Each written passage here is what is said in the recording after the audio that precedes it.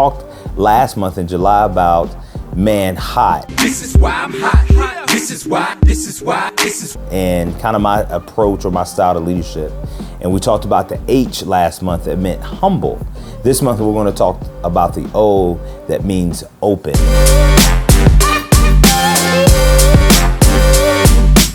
When I first came into Love Akron, I said, man, I don't know what I don't know.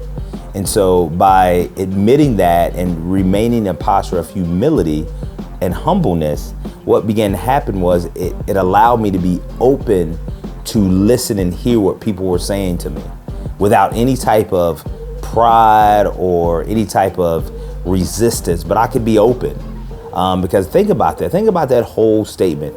I don't know what I don't know, right? When you say that, it kind of liberates you and it frees you from thinking that you do know something. Because we do live in this type of society where we want to feel like, hey, yeah, I got it all together. Well, I'm gonna tell you right now, I don't. And I hope that I'm getting better. But what I want to do, especially in this time, is we have to be open with what's happening and going on. Again, COVID-19 is a thing that's happening and going on right now in our society. Students are going to start going back to school because we're in the month of August, right? And so now those things are starting to ramp back up. But also we're still in this deep discussion of, man, race and what does that look like and how do we begin to talk about some of these things. And man, we've had the opportunity for the past 3 months to really lean in connection versus collision, the black-white conversation, where we've talked about systemic racism. We've talked about unconscious bias, and we talked about white privilege. Whoa, you talk about being humble and open, right? Because instantly you talk about white privilege and now, man, it's like fangs come out, fists get up, and we automatically get on the defensive. But listen, when we hear that, if we can remain open to one another, then guess what happens?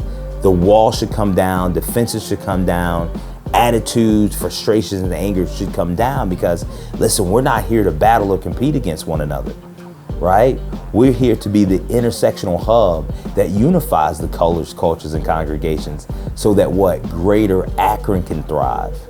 And see, when we can have the spirit of openness with one another, it makes it easier for us to connect, to convene, to collaborate with you change makers.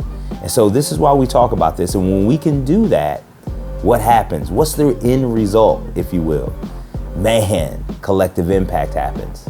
Speaking of collective impact, man, that is the theme of this year's annual awards breakfast that's going to be held at John S. Knight Center on September the 29th. You say, what? You're having it in person at John S. Knight? Of course we are, because why? We're Love Akron, so we want to give you options, right? So the first option we have is you can come and be with us physically in person at John S. Knight on September the 29th, or you can register and be with us via Zoom. We have 2 different options for you. Again, because why? We want to be open and we want to open this up to as many people as possible to come and partake with us and celebrate 25 years being and doing collective impact. I invite you, Greater Akron, to, man, let's just be open. Let's be open with one another in a really great way. Let's be open. I want to be open with you and I want you to be open with me.